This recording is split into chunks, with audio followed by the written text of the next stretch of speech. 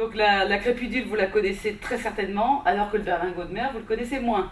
Donc Pierrick Clément est PDG donc, des sociétés SLP et Britexat Châteaulin. Et nous l'avons invité pour qu'il vienne vous présenter ce berlingot de mer, qui est un gastéropode, comme monsieur vous l'a déjà un peu présenté pour les premiers arrivés. Et donc, il va vous parler de la biologie de ce coquillage, du procédé d'exploitation qu'il a mis en œuvre pour pêcher ces coquillages, les valoriser aussi bien sur le plan de la coquille que de la chair.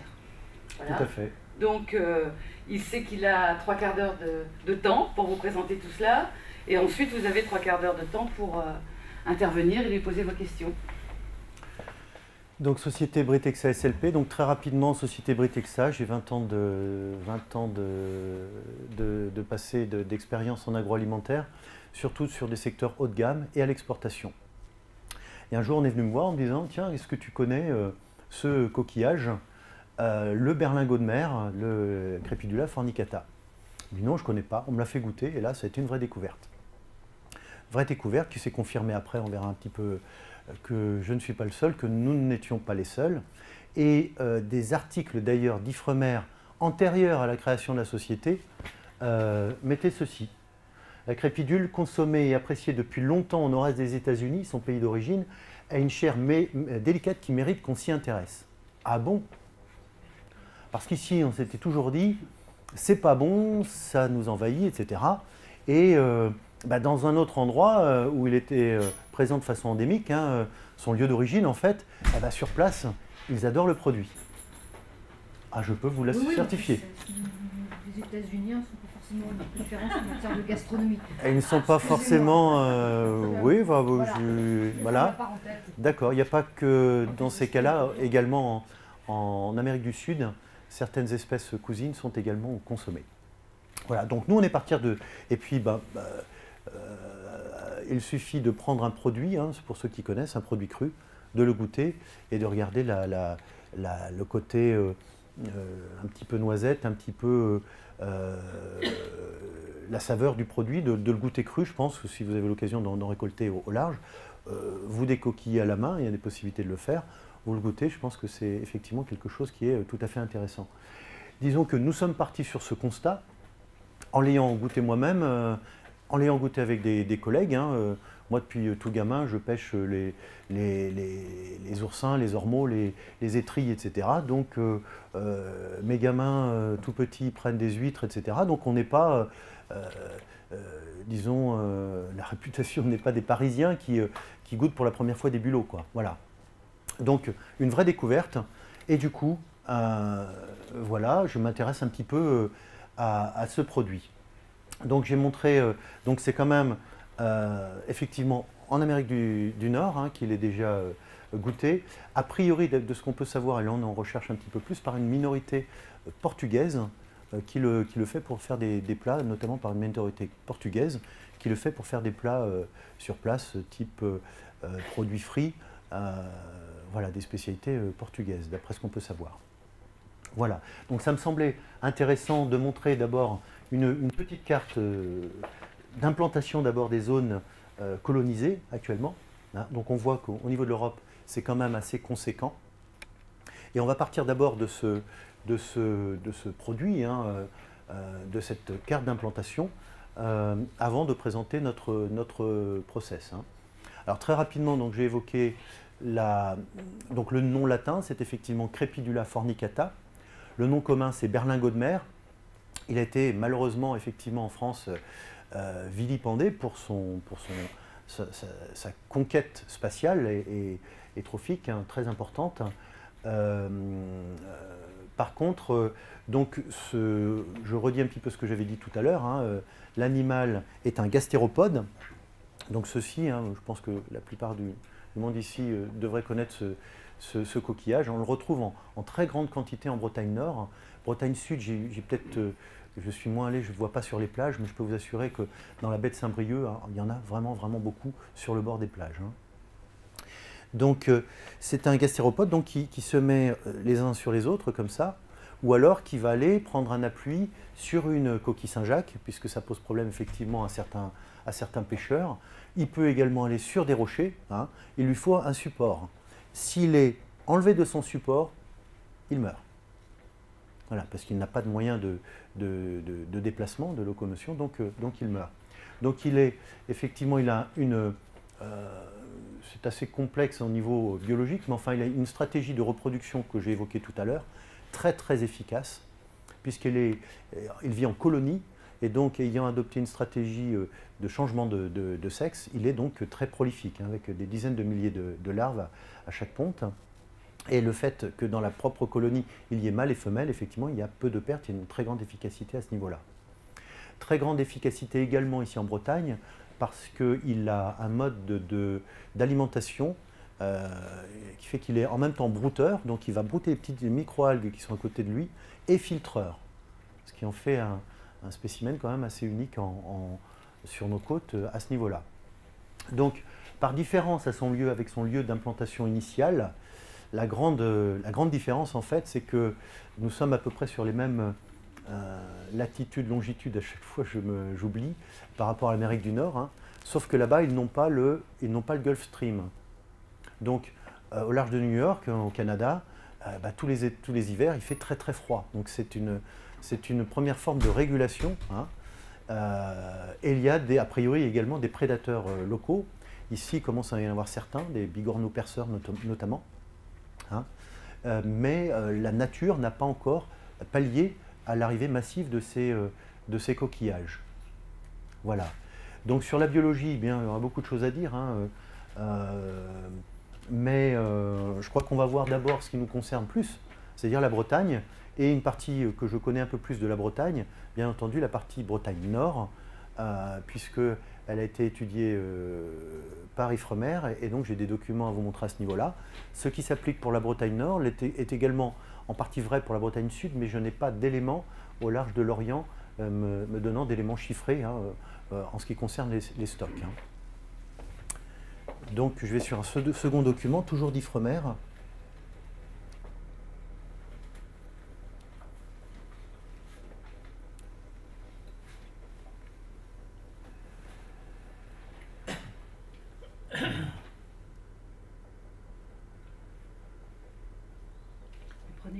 Oui, je vais prendre le chou. On a mis des lames pour ça. Ah oui, d'accord. Voilà.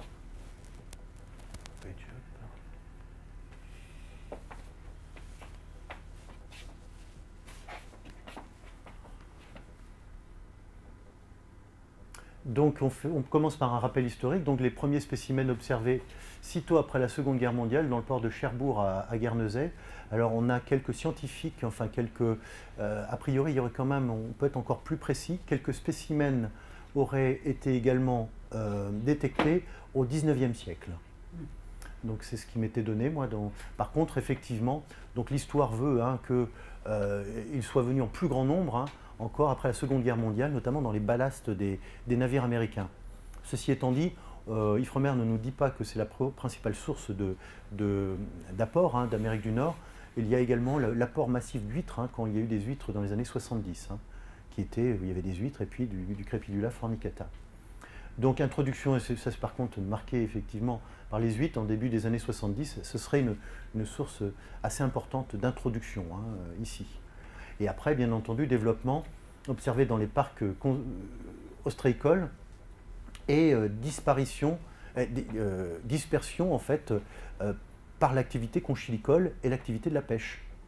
Grosso modo, les huîtres, elles sont élevées dans certains endroits, puis transportées dans d'autres endroits pour affinage, etc. Hein.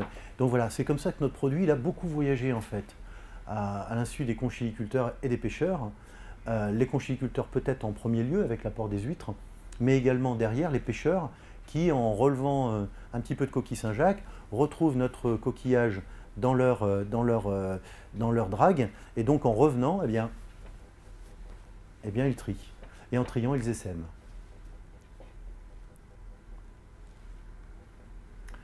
Donc les premières observations, vous voyez, là où les scientifiques se sont penchés, donc là de côté Ifremer, de façon un peu plus précise, hein, donc on voit que ça commence dans les années 44, hein, pour venir à, voilà, bon. Je ne vais pas commenter toutes les choses parce qu'on n'a que 3/4 d'heure, c'est quand même assez court. Voilà. Donc là, c'est pour Bénic en 74.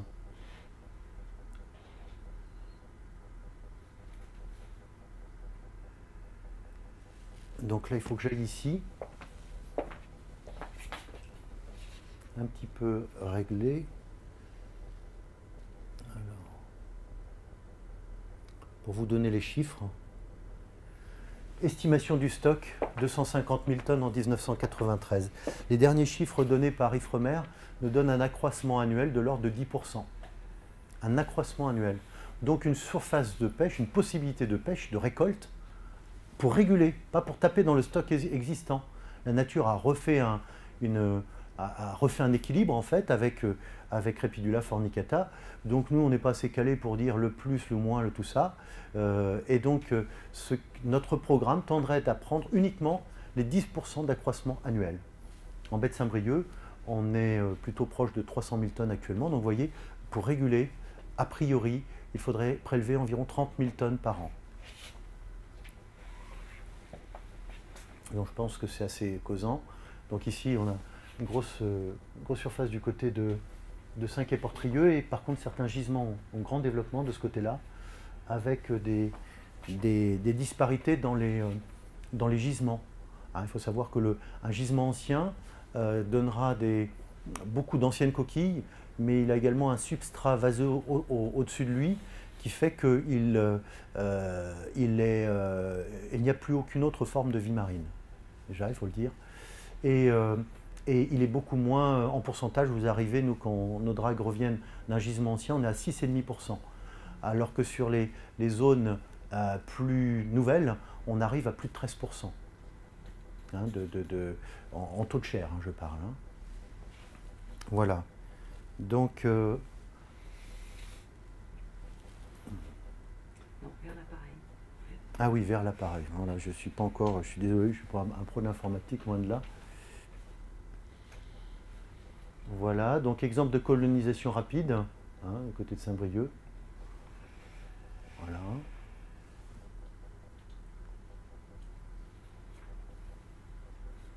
Donc en baie de Saint-Malo, on va regarder, il y avait des choses qui me semblaient assez intéressantes. Donc là, c'est la carte d'implantation actuelle. Enfin, 96. Il y a eu des campagnes 96, la dernière était en 2004, hein, si mes souvenirs sont bons.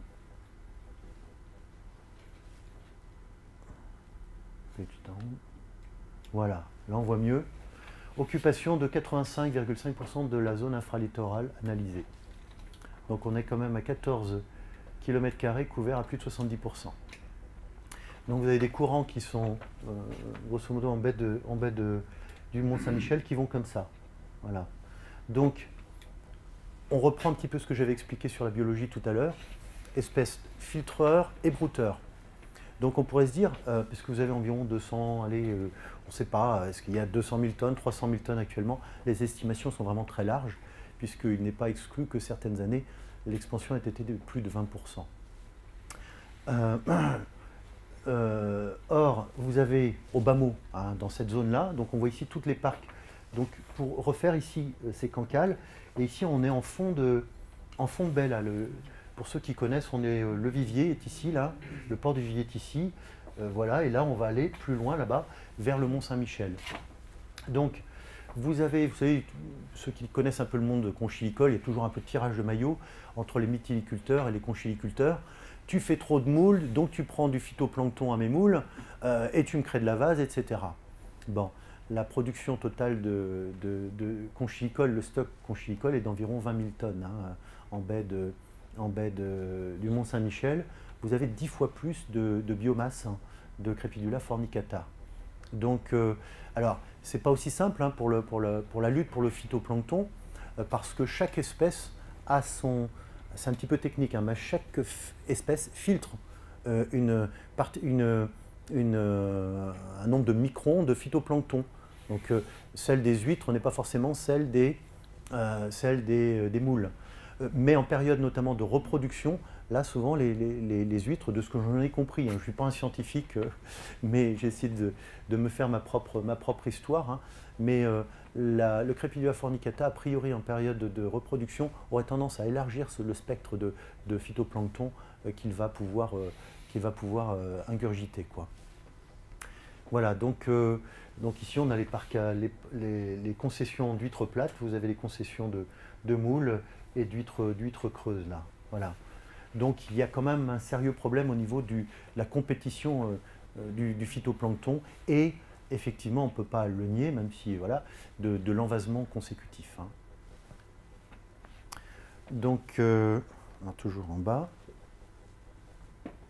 Non, j'ai fait page up. Voilà. En bête cancale, donc on voit là, je crois que les chiffres sont assez éloquents, hein. Le stock a augmenté de 50% en 8 ans, ce sont des chiffres éphémères. Donc les derniers chiffres disponibles sont ceux de 2004, depuis il n'y a plus aucun prélèvement. Voilà, donc en 2020, une hypothèse serait de 250 000 tonnes, ils sont peut-être déjà atteints. Alors là, c'est juste pour la bête cancale, hein, les 250 000 tonnes. Donc ça fait quand même une sacrée biomasse. Et si on est à 10% annuel en plus, ben ça fait aussi, en opportunité, un sacré stock à gérer, quoi, hein. Donc, bon, c'est un petit peu, ça parle un petit peu moins. Il me semblait que j'avais d'autres... Non, je suis pas vraiment doué. Donc vous avez effectivement au large de Granville, hein, Chauzet, un grand développement également. Là, essentiellement dû peut-être à l'activité de pêche, hein. Voilà. Bien, alors une fois que ceci étant dit, on a d'un côté, effectivement, même si on peut mettre parfois en cause les talents gustatifs de nos collègues nord-américains, il y a quand même un constat, et on est certain de le partager en Bretagne, en goûtant le produit, il a un excellent goût. On a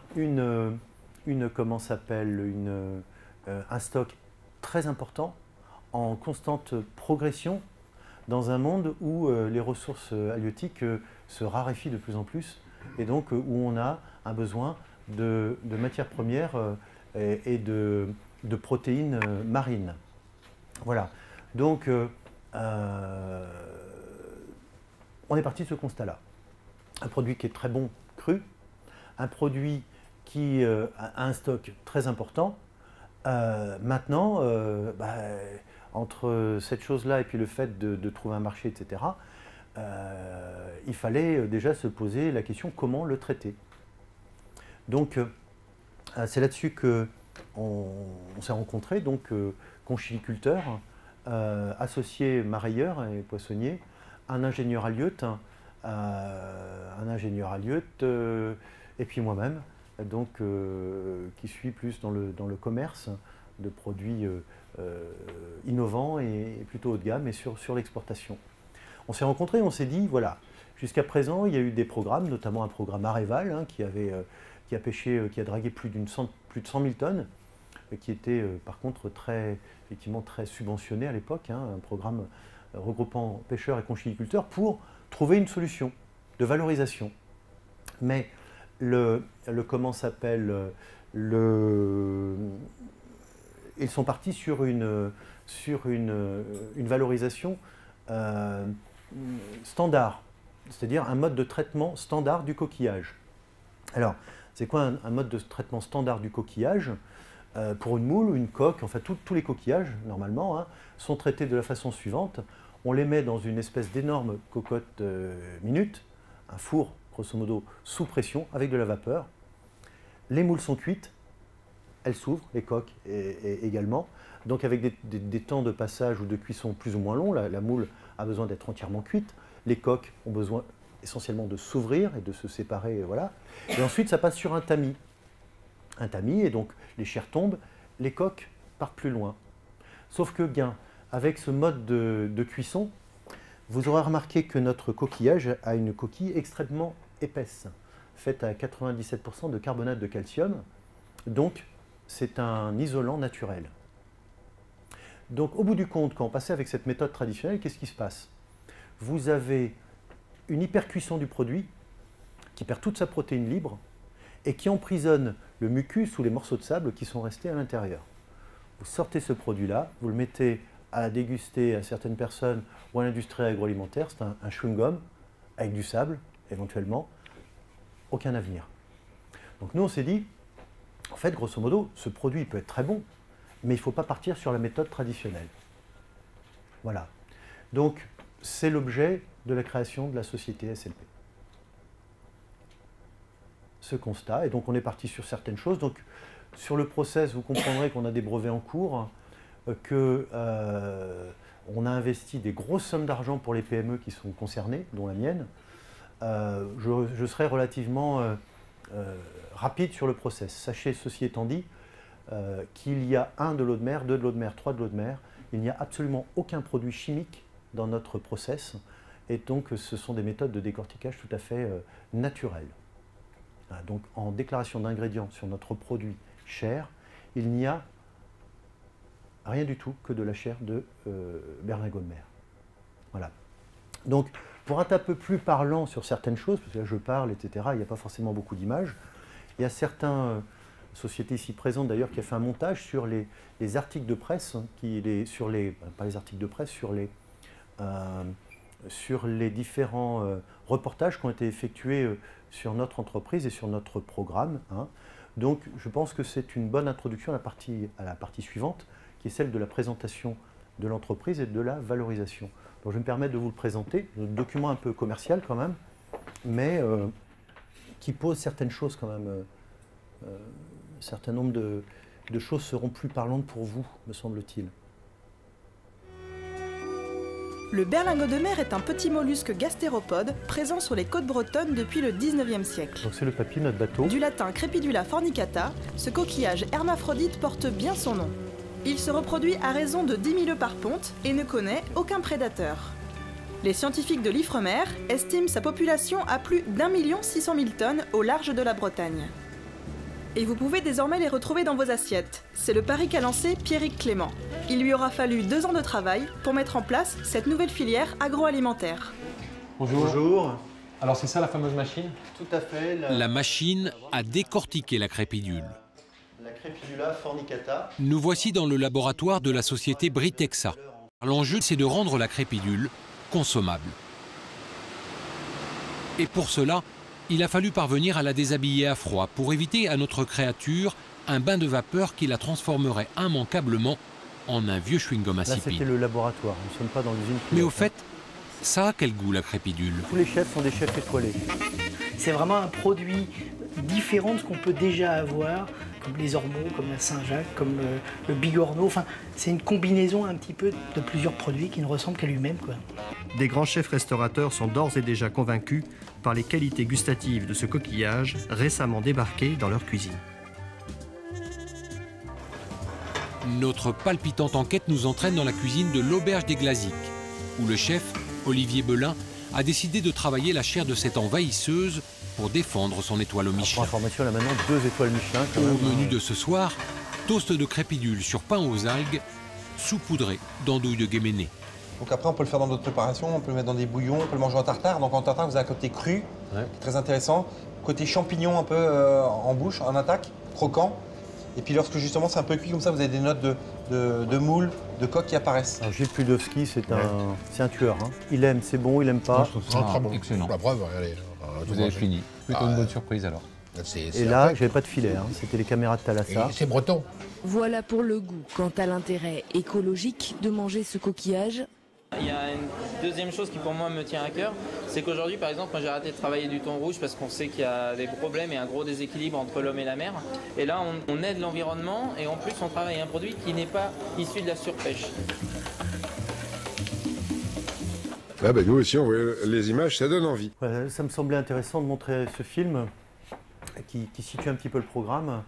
D'abord sur le bateau qu'on voit, là, le papy qui a été racheté par la comité régionale Bretagne Nord, spécialement équipé à cet effet. Donc un bateau de 24 mètres capable en une pontée de produire, de nous ramasser 20 tonnes.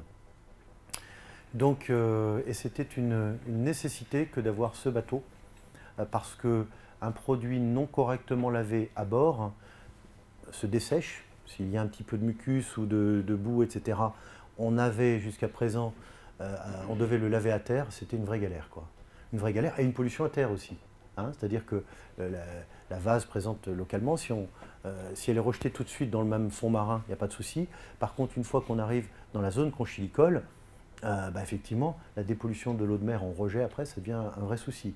Nous avions également des petits crabes, et on drague, donc on a des petits crabes, on a plein de petites impuretés qui arrivaient chez nous, c'était vraiment pas facile du tout. Le retard de livraison de ce bateau, puisqu'il était annoncé il y a plus d'1 an, nous a donné de gros soucis, je dois avouer, au niveau commercial et au niveau de tout notre plan de développement. Voilà. Donc on a eu une réunion dernièrement qui nous a confirmé qu'on pouvait aller plus en avant, mais ça n'a pas été simple. Je reviens sur une chose qui a été beaucoup plus compliquée que prévu. Les essais en labo, vous les avez vus. On avait un labo, tout ça. Bon, on s'est dit, c'est simple, hein, entre l'essai de labo et l'industrie, l'usine pilote qui est installée à Cancale, il n'y a qu'à faire ça, ça va marcher. Bon. Sauf qu'entre la théorie et la pratique, il y a... pourtant, on est avec des professionnels... on n'avait pas choisi les moindres, hein, c'est parce qu'on était suivi par Valoria, l'Oseo, la région Bretagne, le Conseil général 35-29. Donc on avait aussi des objectifs, des critères, etc. Donc on n'a pas choisi les petits équipementiers, enfin certains petits d'ailleurs, hein, mais on a choisi surtout les plus expérimentés, les plus efficaces. On n'a pas les prendre des soudeurs de tôle, quoi. Hein. Bon, ça n'a pas été facile du tout. Ce qui paraît simple en labo, à reproduire à plus grande échelle, ça n'a pas été du tout simple. Donc après, on a dû changer un certain nombre de matériels, certains fournisseurs d'ailleurs ayant traîné les pieds avant de reconnaître leurs défauts. Hein. Donc dans un process et dans un processus d'innovation, on part un petit peu volontaire, mais c'est en avançant qu'on se rend compte des vrais problèmes auxquels on doit s'affronter, quoi. C'est vrai qu'on pensait à toute l'équipe que ce serait quand même plus facile. Hein. Moi, j'ai eu des process à mettre au point pour des pâtes de canard, hein, notamment. En 1 an, c'était réglé. Et nous sommes actuellement exportateurs d'environ 2000 tonnes de pâtes et d'ailes de canard en Chine, mais le process a été réglé en moins d'1 an. Là, il a fallu près de 3 ans. Près de 3 ans, c'est quand même assez long pour des sociétés, des PME, parce qu'on n'est pas des multinationales, hein, mais on travaille qu'entre PME et avec des PME. Voilà. Donc, il a fallu remettre au capital, etc. Ça n'a pas été toujours évident, bien entendu, mais les résultats sont là au niveau du process actuellement. Donc, en ce qui concerne le process, vous avez vu tout à l'heure un petit peu le labo, donc effectivement, un passage dans l'eau de mer, et le produit qui s'en va comme ça, de la chair à plat. Le produit cru n'est pas très sexy, on va dire ça comme ça, moi je ne trouve pas qu'il soit très beau, parce qu'il est plat. Hein, on a une partie d'abdomen qui est à côté, qui est liée, et donc, même s'il est bon, c'est un produit qu'on va congeler directement après. Donc, dans les plateaux traditionnels de fruits de mer en France, pas évident. Nous avons donc 2 produits, et je reviendrai un petit peu sur la valorisation de la chair, qui me semble importante. On va quand même d'abord parler de la première valorisation en volume, qui est celle de la coquille. Quand on pêche un coquillage comme ceci, nous avons 80% de coquille. Donc si on n'a pas de débouché pour la coquille, c'est bien joli tout ça, mais c'est mort. Or, il se trouve que, si certains connaissent le nom du merle, donc le merle est le corail breton, hein, c'est du lithotame, c'est donc une espèce, une algue marine qui se trouvait en quantité au large, par exemple, des Glénans, mais également de Paimpol et assez présent tout au long du littoral français. Breton, français, je ne suis pas sûr. Je ne suis pas sûr qu'il y en ait, par exemple, en Méditerranée, je ne pense pas d'ailleurs. Donc, il a été pendant des années prélevé à hauteur de plusieurs centaines de milliers de tonnes, pour cumuler à certaines années à plus de 600 000 tonnes, je crois. Il a servi largement à l'agriculture, hein, parce qu'il avait beaucoup de carbonate, un excellent produit, hein, au demeurant, hein, carbonate de calcium, un taux très élevé, mais également du magnésium, des oligoéléments, tout ce qu'il fallait effectivement pour réguler notamment l'acidité des sols en Bretagne, pour l'agriculture, mais également pour réguler l'acidité de l'eau. C'est pas assez, mais la plupart de nos stations doivent réguler l'acidité de l'eau bretonne parce que c'est un peu acide, et donc si ça passait dans les différents tuyaux, en fait l'acidité rongerait les tuyaux, etc. Donc on prenait du merle qui filtrait, en fait, qui filtre l'eau passe par-dessus, et donc il y a un échange basique acide, et donc on arrive à un pH neutre pour avoir l'eau potable que l'on a. Or, boum badaboum, Grenelle de l'environnement et grosse poussée des associations écologiques, 2013, c'est la fin du merle. La fin de l'exploitation intensive du merle. Donc ce sont plusieurs centaines de milliers de tonnes dont on a besoin. Alors, il y a des choses qui sont en discussion, hein, là je ne suis pas dans le secret des dieux, remplacement par le sable coquillé, mais remplacement par le sable coquillé, les associations écologiques s'y opposent fortement parce qu'on déplace un petit peu le problème. Par ailleurs, le sable coquillé en Bretagne a beaucoup de silice, donc pour certaines utilisations, ça ne pourra pas aller de toute façon. Donc, concernant les débouchés sur la coquille, c'est important de le dire. S'il n'y a pas de débouché sur la coquille, bon, ça devient vraiment problématique. Il y a un débouché, c'est une question de facteur de prix de revient. On est uniquement dans une question de prix de revient.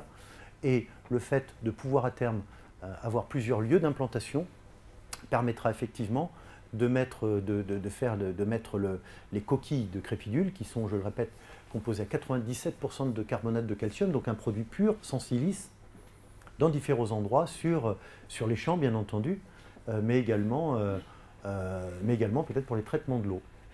Donc sur ce côté-là, nous avons travaillé avec notamment Veolia, mais d'autres entreprises locales, l'entreprise Lelu Industrie, qui fait notamment des produits pour les routes, voilà, et qui sont effectivement et concrètement intéressés par la coquille.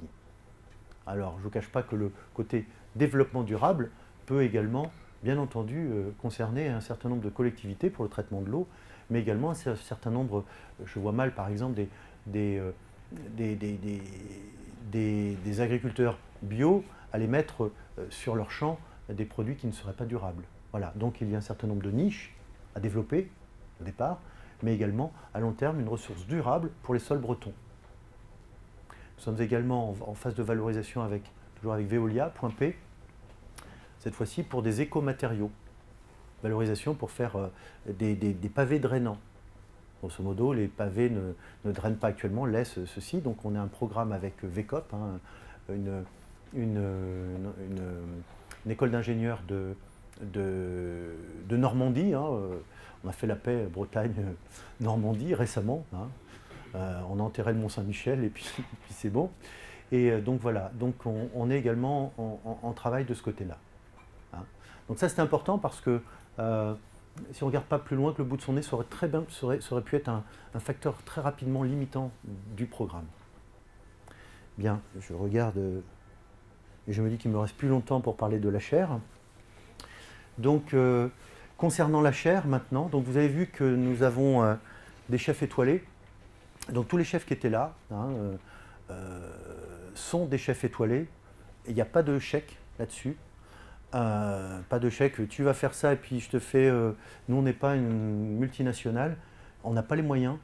On leur a tout simplement, on allait les voir et on leur a dit qu'est-ce que tu penses du produit? Est-ce que tu es prêt à... Voilà.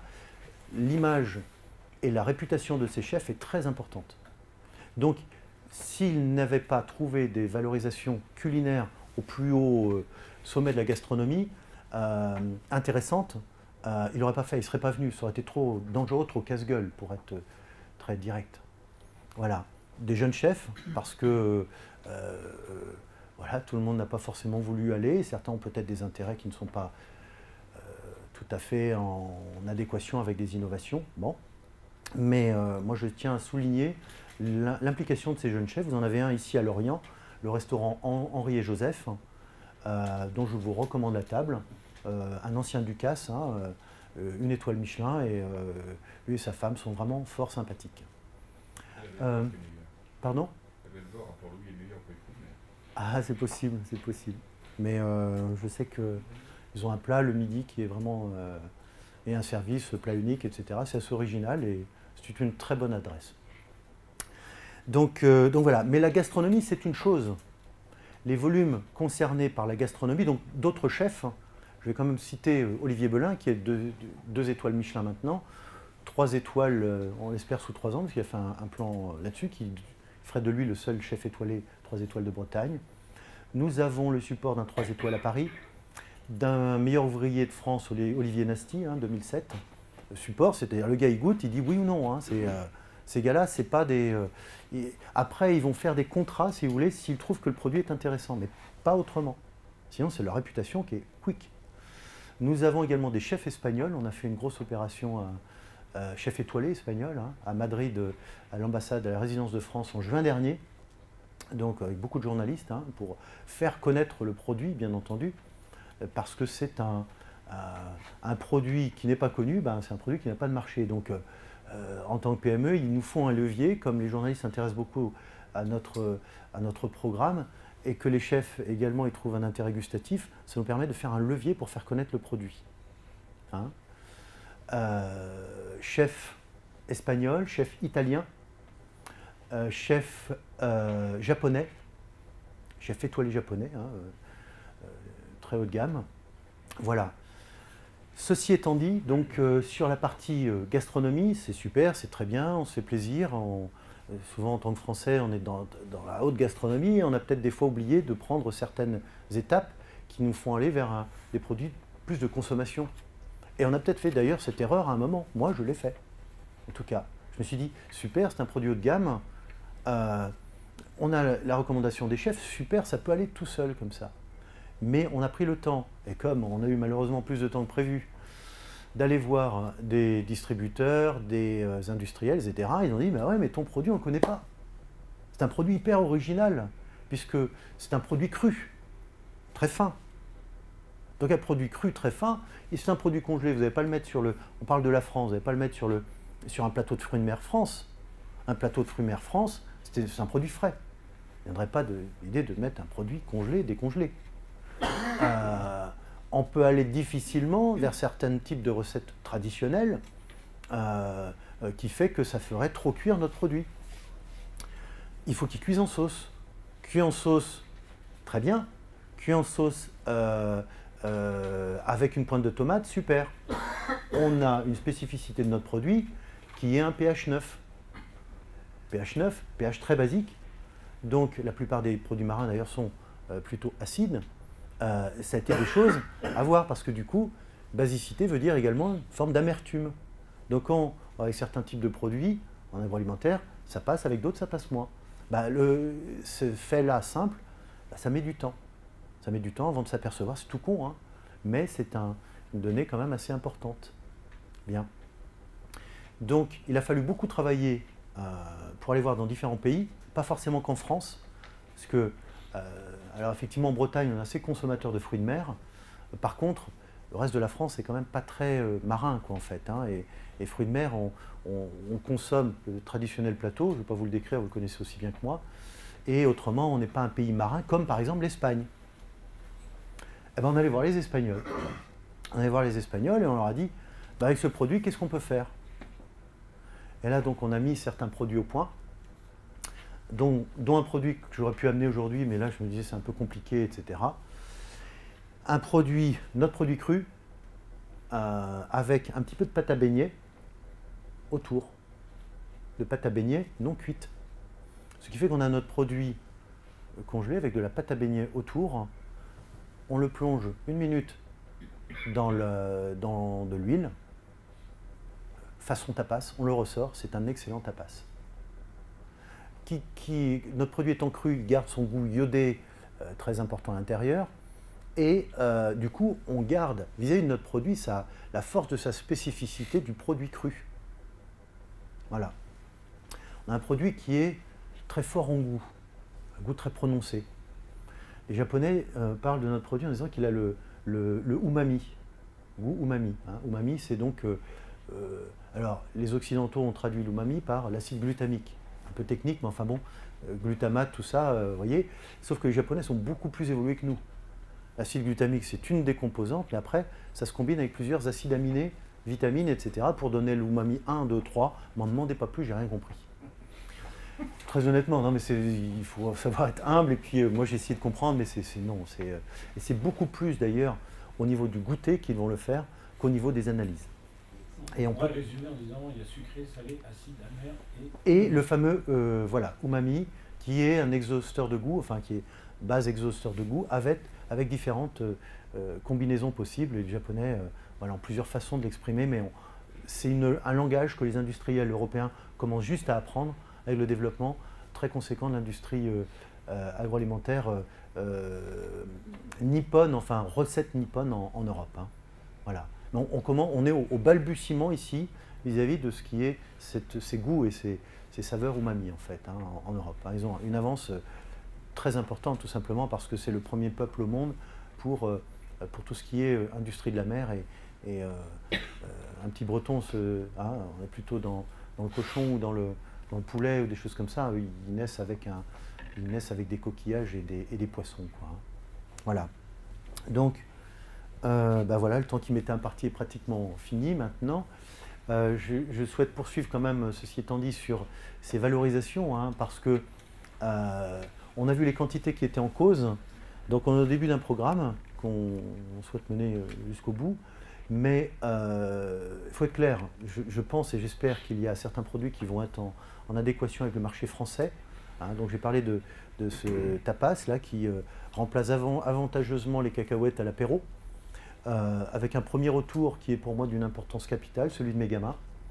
Quand je mets le produit à table, Megama et des copains se jettent dessus parce que le mélange du goût de mer et de la pâte à beignets et passe vraiment une petite pointe de citron dessus. Honnêtement, le plat part rapidement. Donc là, c'est pour moi un retour très important. On a eu par ailleurs autrement le préfet de région qui a goûté, voilà, monsieur le préfet, monsieur le cadeau, des gens autrement, voilà. Mais je pense que ce premier retour est encore plus important. Nous avons différents types de produits, une lasagne qui va être proposée prochainement à base de nos berlingots. Nous avons des croquettes établis par des Espagnols. Nous avons des acras, hein, donc toute une base pour le marché français. Mais soyons clairs sur une chose, et j'ai répété dernièrement sur le programme, si on veut regarder en face du stock un marché potentiel pour demain, le gros marché potentiel pour demain, c'est clairement les marchés émergents. Hein, donc l'Asie, mais également l'Amérique du Nord, son pays d'origine, qui est, notamment à côté de Chicago, très fortement demandeuse de produits labellisés MSC, donc développement durable, et notre produit, par exemple, pour faire les clam shoulders, pour ceux qui connaîtraient ce plat à base de palourdes, d'oignons, de crème, c'est des gros volumes aux États-Unis. Voilà. Donc ceci, voilà, donc là on est en train de travailler à nouveau sur des déclinaisons plus asiatiques. On a fait un déplacement dernièrement encore à Hong Kong, on a rencontré des sociétés de Hong Kong, mais également des Japonais à nouveau. Voilà, parce que c'est, même si nous sommes petits dans notre programme, hein, l'usine pilote n'est fait que pour 10 tonnes jour. Le capacité du bateau, c'est 20 tonnes en une pontée, donc si on peut passer en 2/8, ça fera 40 tonnes. 40 tonnes, ça donne 40 tonnes jour de coquillage, ça ne donne que 4 tonnes de chair. Donc grosso modo, sur 20 jours, ça fait 80 tonnes. Une petite société comme la mienne, 80 tonnes, ça fait allez, 1000 tonnes à l'année. Hein, voilà. Une petite société comme la mienne fait 2000 tonnes en Chine et à Hong Kong de pâtes et d'ailes de canard tous les ans. Et les besoins sur ces marchés émergents sont énormes par rapport à nos propres besoins. Donc c'est pas, au contraire, hein, moi je souhaite, il faut d'abord être fort chez soi avant de l'être chez les autres. Hein. C'est le principe des arts martiaux japonais, enfin du jeu du Go, etc. Donc très important d'être très présent chez nous et de pouvoir développer, mais effectivement on a un gros potentiel demain à l'export. Donc je voulais finir pour montrer justement un déplacement éventuelle, mais enfin bon, c'était un reportage FR3 qui montrait certains produits dégustés lors d'une escale de la Jeanne d'Arc à Québec, mais enfin bon, c'était dans une opération prestige et pour donner le retour des chefs sur place. Donc je vais peut-être pouvoir le passer en attendant vos questions, puisque je crois qu'il est maintenant l'heure. Voilà, donc je peux le passer, comme ça vous verrez les images. Hein. Mais c'est surtout, et c'est pas transcrit malheureusement, le retour des chefs québécois qui est intéressant là-dessus. Hein, on n'imagine pas que ce produit puisse avoir autant de goût et d'être aussi onctueux, alors qu'on l'a à nos portes. Et là, on n'est plus sur des chefs français, on est sur des chefs nord-américains qui nous disent qu'effectivement, oui, pour le goût local, ça peut faire quelque chose. Donc, alors on n'y est pas, hein, attention, hein, c'est beaucoup de travail, il en reste encore, hein, il faut beaucoup de volonté, bien entendu, pour aller jusqu'au bout et amener ça au stade industriel et pour pouvoir dupliquer. Mais enfin, voilà grosso modo où nous en sommes actuellement. Donc si vous avez des questions, on pourra regarder peut-être après seulement ce film où je vous le montrer maintenant.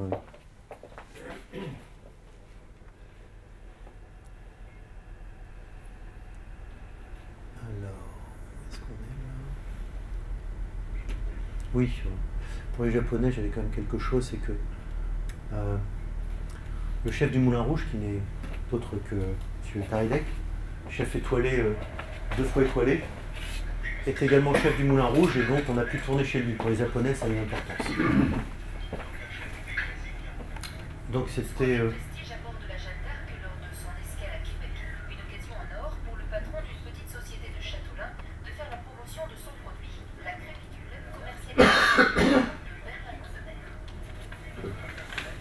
Donc là j'ai entendu fabuleux quand même. Hein.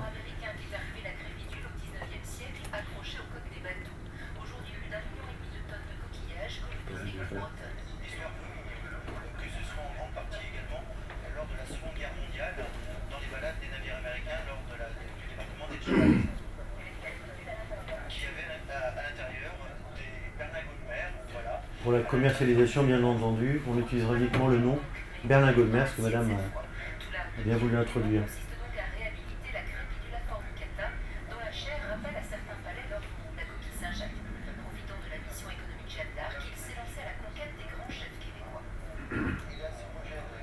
En plus, c'est un 4 diamants, là-bas, c'est pas en étoile, c'est en diamant, hein, voilà. 4 sur une échelle de 5, on a un autre, issu du Boulet, qui était...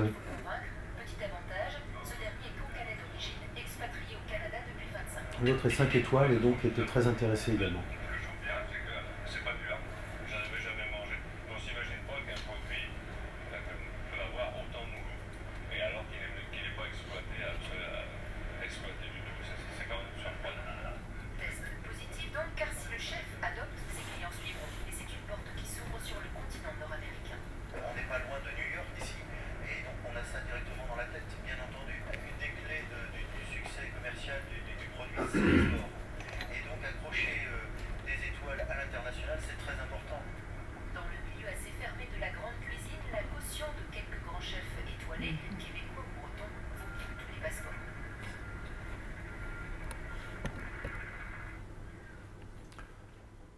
Voilà pour l'internationalisation et les possibilités donc, pour le continent nord-américain.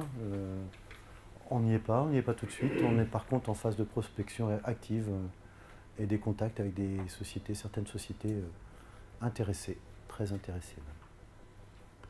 Voilà, donc... Où est-ce qu'on trouve votre produit en France? Pour l'instant, nous n'avions que très peu de lieux de distribution, puisque le bateau n'est arrivé que cet été. Donc nous avons fait que des pré-séries industrielles sur l'usine pilote. Il n'est pas au grand public, il est en Bretagne avec la société Kenty pour la restauration. Et là, par contre, le bateau est enfin livré, armé, etc. C'est très récent, donc ça nous a redonné, parce qu'à un moment on a été, bon, on va se faire bouffer, puis c'est tout. Ça nous a redonné un peu à toute l'équipe. Hein, donc là, on est en discussion avec un certain nombre de distributeurs, y compris grande surface. Ça ne se fera pas avant le mois de janvier. Il faut être clair, hein, parce que le temps de promotion, de machin, de tout ça, Voilà, il a déjà été proposé chez Intermarché, on peut citer quand même, hein, en shirashi, mais ils avaient trop cuit en shirashi, une salade, un shirashi, un plat japonais, mais ils avaient beaucoup trop cuit le produit pour des noms bactériaux, quoi, en fait, et donc ils ont, pour moi, ils ont... C'est pas comme ça, quoi, qu'il faut vraiment le... Et donc je les revois prochainement, justement, pour en discuter, par contre. Et par contre, là, effectivement, nous, maintenant, on va aller vers la grande distribution en France. Hein. Produits crus, mais les gens ne savent pas tellement comment le préparer. Hein. Donc, on ira beaucoup vers des produits élaborés. Hein. En tapas, c'est sacrément bien. En produits crus, nous, on est tout à fait prêts à le proposer à la grande surface en produits crus. Simplement, eux, ils vont regarder directement. Boum, paf. Est-ce que les consommateurs connaissent? Est-ce que c'est simple d'utilisation, rapide d'utilisation? Et à ces questions-là, ce n'est pas forcément évident. Alors, s'il y a de la place en linéaire, il faut qu'il y ait une rotation. Hein. Maintenant, ce n'est pas des philanthropes, les gars. Hein. Il faut que ça tourne, point barre. Donc nous, on adapte, on fait des croquettes, on fait des choses et qui sont... Un petit livret de recettes. Livret de recettes, on propose. Hein. On a un comment ça s'appelle, c'est prévu. On a sur notre site internet un certain nombre de recettes. Mais vous savez, les innovations pour la GMS, c'est très... Le produit cru, ça va être difficile d'accéder jusqu'à la GMS parce que, encore une fois, les innovations doivent être faites. Là, actuellement, c'est la mode du snacking. Les nouveaux produits, c'est en box. Vous prenez, vous mettez en micro-ondes, paf, la box, elle est prête. Et d'ailleurs, on a des déclinaisons potentielles là-dessus. Avec du riz, un risotto qui peut être pas mal. Mais si on ne va pas là-dedans, on a des micro-marchés, c'est pas la peine. Et après, si ça ne tourne pas, les gars, on est viré des linéaires. Hein. Donc voilà. Donc c'est pas, vous savez, c'est d'ailleurs assez vrai pour les restaurants aussi. Hein. Les gens qui préparent leur propre repas, c'est déjà, ça diminue. Hein. Mais avec en plus des produits nouveaux qui ne sont pas connus, là on est encore sur un segment de marché encore plus petit. Donc par contre, effectivement, une clientèle qui peut être ouverte à des produits élaborés, c'est pour ça qu'on a préparé ça. Là, c'est facile, c'est prêt, c'est rapide, un coup de micro-ondes ou un coup de friteuse, etc. On sera plus en adéquation avec le marché.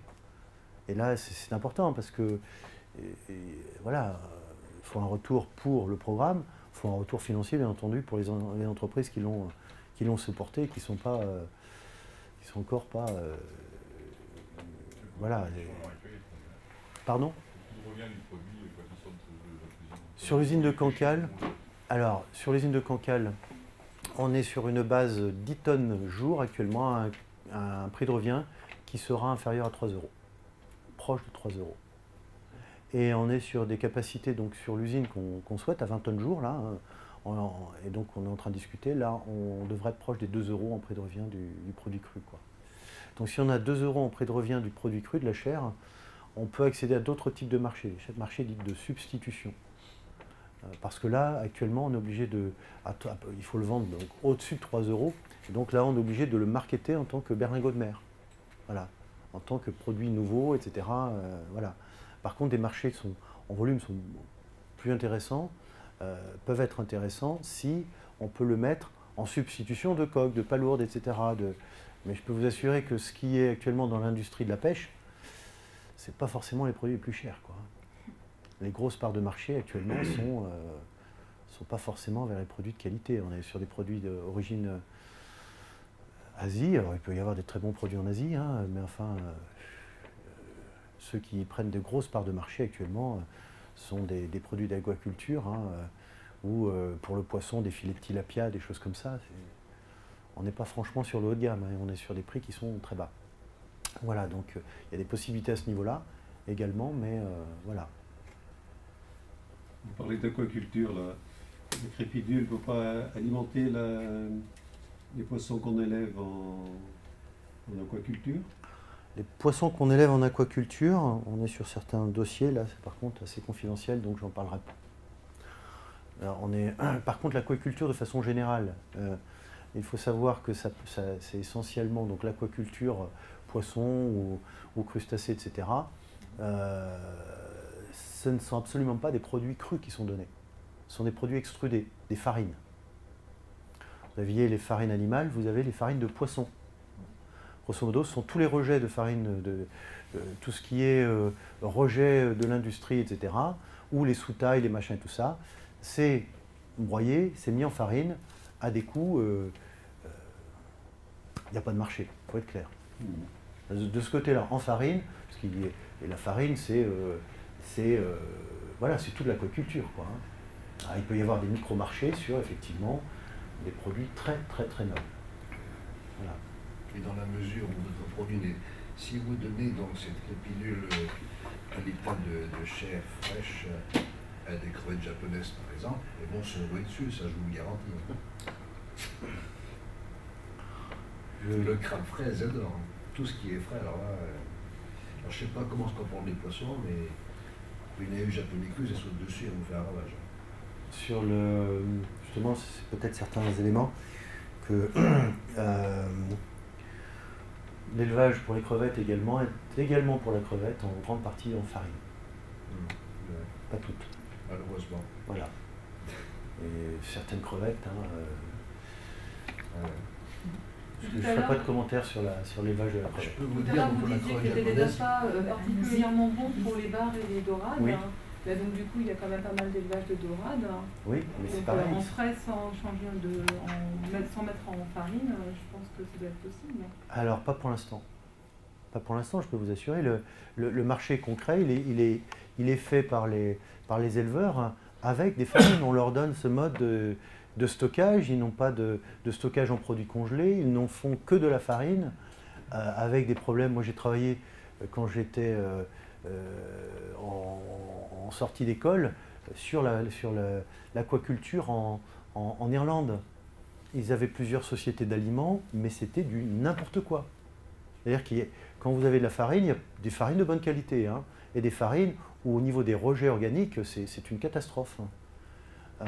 Catastrophe, c'est-à-dire ça crée des pollutions dans les lacs internes, etc.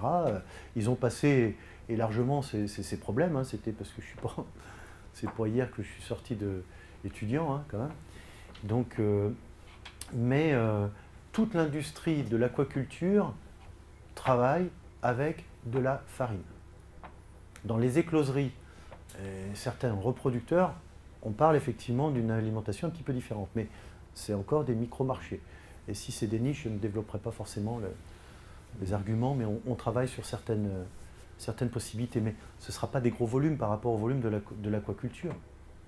Alors effectivement, si demain, il peut y avoir, parce qu'on voit certaines certifications qui commencent à grandir, par exemple le saumon bio, voilà, donc, ou des choses comme ça, mais ce sont actuellement des niches, on ne l'a pas exploré celui-là, donc peut-être demain, effectivement, un bar nourri en grande partie avec des produits comme ça, peut-être, mais ce n'est pas le marché actuel. Or, ce dont on a besoin, c'est de trouver rapidement. Moi, j'ai un retour sur investissement effectué, etc. Alors, on ne néglige pas ça, mais je peux vous assurer que l'aquaculture n'est absolument pas du tout dans ce mode de nourriture. Je le déplore, mais je dois regarder le monde tel qu'il est. Vous avez dit qu'il était cru, votre produit. Oui. Vous avez dit que c'est de l'eau de mer, de l'eau de mer, de l'eau de mer. Oui. Alors, comment il peut sortir de votre entreprise crue? Oui. Pour qu'après le consommateur le cuise d'une manière ou d'une autre? Est-ce que vous pouvez nous en dire plus, même si vous avez dit que vous n'en diriez pas beaucoup?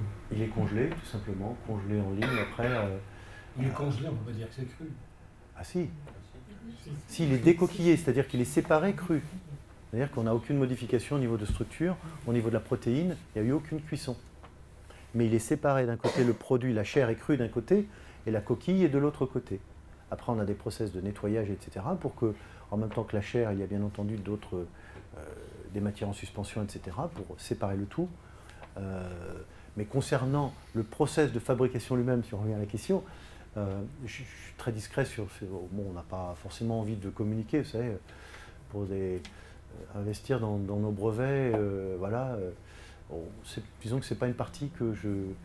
Mais nous sommes audités par d'abord la DSV, puisque nous sommes agréés CE depuis 2010, vous voyez, on aurait pu commencer un petit peu avant, si on avait eu... voilà. Nous avons... qui certifie effectivement ce fait. Hein. On n'a aucun produit à côté. Et vous êtes obligé de le vendre congelé? Vous savez, un coquillage cru, frais, la dégradation au niveau c'est pas jouable. Une huître, vous pouvez la conserver parce qu'elle est vivante. Du coup, elle est vivante, donc la dégradation va pas être trop rapide. Une huître, je peux vous assurer qu'une huître morte, alors si vous avez un tout petit peu de mauvaises bactériaux au départ, parce que ça peut arriver, hein, on est pourtant en zone A du classement sanitaire, hein, à Cancale, donc il n'y a pas eu du tout d'épisode, etc.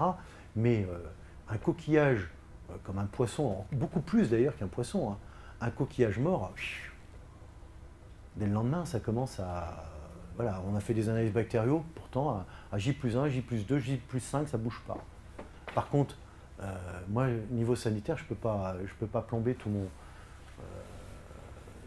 tout ce programme-là en jouant au... On ne peut pas, quoi. Alors c'est un frein.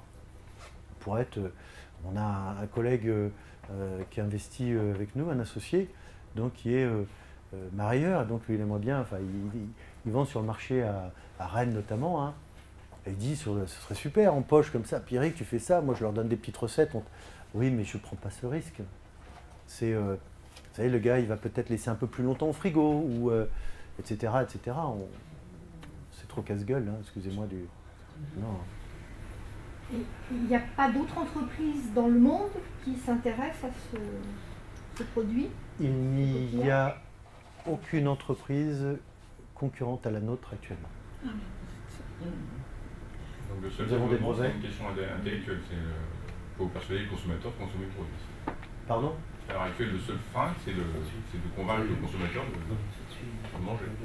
Oui, tout à fait. Tout à fait, parce que ce n'est pas dans les habitudes de consommation, tant en France qu'à l'étranger, mais convaincre le consommateur, c'est lui donner une proposition de choix. Choix sur le produit cru, c'est bien, mais avant qu'on invite le consommateur à faire des recettes spéciales, on le fera peut-être, hein, mais je ne suis pas sûr que les distributeurs s'y mettent. Ils veulent un retour beaucoup plus rapide que nos 3-4 ans de recul. Nous, on était prêts à prendre du temps, peut-être pas autant, mais peut-être du recul des retours plus rapides. Par contre, il y a d'autres pays. Il y a d'autres pays qui, on parlait de l'Espagne, les Espagnols, les pauvres, ils ont une crise économique énorme. Crise économique énorme. Il y a un an, je vais vous expliquer que la situation s'est nettement dégradée en un an. Il y a un an, le salon de Vigo disait, on voyait les gars en prospection, tout ça, mais nous on veut, pas que pour notre entreprise, hein, on veut du poisson, peu importe maintenant le type de poisson, du moment qu'il soit pas cher. C'était Vigo 2011. Vigo 2012, les exportateurs qui sont allés sur place, c'est on veut du poisson, mais on n'a plus d'assurance crédit. Qu'est-ce qui s'est passé entre-temps? Vous connaissez la crise financière. La crise financière, derrière, vous avez des assureurs qui assurent les entreprises, et les entreprises espagnoles, leur cote a complètement chuté. Un grand nombre d'entreprises espagnoles sont actuellement au bord du dépôt de bilan parce que les différents organismes d'État, collectivités locales et territoriales, ne payent pas leurs factures. La situation est grave en Espagne, hein. Et concrètement, ça se vérifie. Donc là, ce qui s'est passé paradoxalement en plus en Espagne, c'est qu'avant, ils savaient mettre de l'argent dans leurs poissons, hein, issus de Galice essentiellement, hein. Et des produits haut de gamme, là, je peux vous assurer que les Espagnols, c'est des pros, hein. C'est des très bons. Moi, je suis allé visiter des usines, j'ai regardé un petit peu comment ils faisaient. C'est des bons, hein. Par contre, leur population, eux, est en train d'avoir une baisse du pouvoir d'achat. Et de l'autre côté, vous avez des Japonais qui, comment s'appelle, avec Fukushima, une terreur vis-à-vis de leur propre production. Ils ne vont pas le dire, les Japonais. Mais avant, on vendait d'autres choses, hein, depuis longtemps au Japon, des produits de canard, voilà. Et les Japonais c'est un peuple très recroquevillé, mine de rien, sur eux-mêmes, hein. C'est pas un peuple... Ils exportent beaucoup, mais à l'intérieur, vous savez, ils sont une société très traditionnelle. Et donc, d'abord la pêche japonaise. Voilà. Et là, dernièrement, il y a eu un choc culturel, hein, parce que Fukushima, c'est tout leur système, il faut comprendre aussi. Est-ce que le poisson qui était celui de mon grand-père, de machin, de tout ça, est-ce qu'actuellement, il n'a pas de la radioactivité? Et la radioactivité, quand vous vivez dans dans une ville à Tokyo, à un moment, c'était est-ce que ça va pas me tomber sur la tête, quoi? Est-ce que mes enfants vont pas avoir ça? Et si je donne à manger ce poisson-là, est-ce que mes gamins vont pas avoir ça? Ils sont vraiment dans un choc culturel énorme aussi. Hein. Donc, c'est un ressenti de part de votre vécu? Oui, oui, oui, oui. Oh, oui, puis que bah, là, je connais des Japonais. Hein. Oui. J'en reviens. Oui. Et, enfin, je n'ai pas du tout ressenti, mais j'étais de la partie méridionale du Japon et je n'ai pas du tout ressenti cette crainte. Ah, là, je peux vous assurer. Le non-dit est une chose très importante chez les Japonais. Ils ne vous diront jamais qu'effectivement, ils ne veulent pas consommer du poisson japonais, mais ils ont actuellement une trouille. Ça, c'est... Les Japonais, quand ils ont eu leur crise, là, il n'y a pas eu de révolte, il n'y a pas de... Tout le monde se soude, etc. Et personne ne va exprimer sa souffrance. C'est très rare chez les Japonais. On fait bloc. C'est pas un facteur positif pour la pénétration de votre produit? Ah si, ça peut l'être, bien entendu. C'est ce qui vous manquerait pour pénétrer le marché japonais? On y travaille. On est en contact. Il manquait essentiellement des recettes adaptées. Là, on a fait une opération et on a une chef japonaise implantée qui a suivi par amour son mari, un breton, un excellent restaurant sushi à Brest, qui fait, pour ça on en revient, on a beaucoup discuté, ils intériorisent beaucoup les Japonais, ils ne vous diront jamais qu'ils ont eu peur, une peur trouille, qu'ils ne communiquaient pas, mais enfin je ne sais pas, déjà vous imaginez pour vos enfants tout ça, ce que ça représente. Mais eux, ils ne communiquent pas, ce ne sont pas des communicants. Et on a restaurant Le Hinoki, je peux en faire la pub également, parce que c'est un... D'abord, il y a plusieurs critiques gastronomiques qui sont allés et qui ont dit que c'était excellent. Hein. Et ce que je trouve très intéressant dans ce restaurant gastronomique, justement, c'est qu'il, à la japonaise, au sushi, donc, il ne met en scène que des produits locaux, bretons. Et je peux vous assurer qu'un filet de sardine cru, avec la petite huile d'olive à côté, je ne connaissais pas, mais c'est excellent. Voilà. Et donc, effectivement, on travaille là-dessus, on travaille sur mais c'est un... en sushi, ça ne peut pas aller parce que c'est un petit peu, si c'est pas en ceviche avec un petit peu d'huile d'olive, on va avoir un petit croquant, quand même, en goût, qui ne va pas aller avec les Japonais. Il faut que ce soit pris tout de suite et qu'il n'y ait pas du tout derrière. Donc, on a travaillé sur certaines utilisations japonaises. Ouais. Par contre, actuellement, c'est pas avec 10 tonnes de production potentielle par jour, donc 1 tonne de chair, x 20 tonnes par mois, on n'est pas crédible. On peut amorcer la pompe, mais on n'est pas crédible. Là, je vais être clair, hein, c'est pas... Il vous faudrait combien de bateaux, en gros? Hein? Il vous faudrait combien de bateaux, en fait? Pour des sociétés japonaises, si vous êtes en dessous de 3-4 conteneurs par mois, ils ne s'intéressent pas aux produits.